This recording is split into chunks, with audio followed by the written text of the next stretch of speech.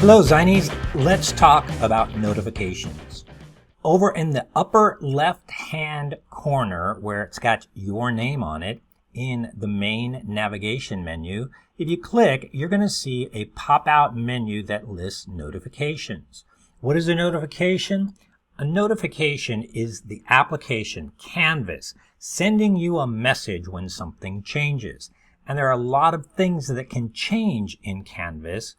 You certainly don't want to be notified by all of them, but there are a couple of things I want to make sure that you get notified. So if you click on there, you'll notice that you have a list of all the kinds of notifications you can get.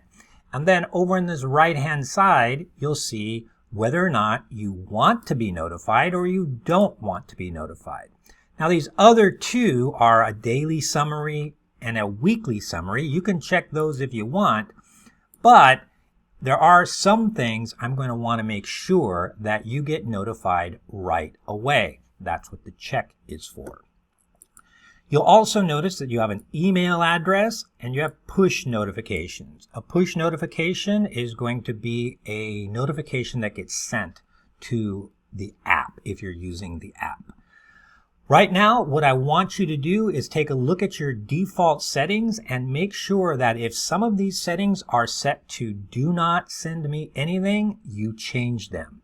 The first one here is due date. And by the way, you'll notice that when I hover over one of these notification categories, it gives me a little bit of information about what it is the notification is all about.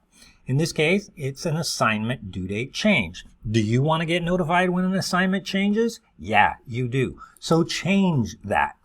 Now the rest here, course content, you want to get notified when a course changes. I change something on the page. Probably not, because I'm always updating things and correcting errors and things like that. So you probably don't want to be notified there.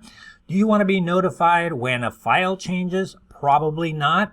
Do you want to be notified on announcements? Definitely. Make sure that you're notified when an announcement happens. So first and foremost, before anything else changes, you need to make sure that you get emails on the due date changes and you get emails on the announcement. These are the most important things. Also, if you're going to use the app, and even if you're not, I want you to do notifications, push notifications for due dates and push notifications for announcements. Announcements are critical. I'm going to send you regular announcements that give you information about what's going on in the course, maybe some error corrections, some help in assignments, all sorts of valid, important information is going to come to you through announcements. So you want to make sure you are going to get those announcements. I would suggest that you pretty much leave everything else by default. You are going to want to get notified when there is a new discussion topic or a discussion that you're subscribed to gets posted. You're going to want to be notified with that. The rest you can take a look at. And nothing else here really is critical that you make a change to. If you have preferences, please feel free to make whatever changes you want. There is one other thing I want to let you know, and that is that you can add additional email addresses or additional devices to this notification system.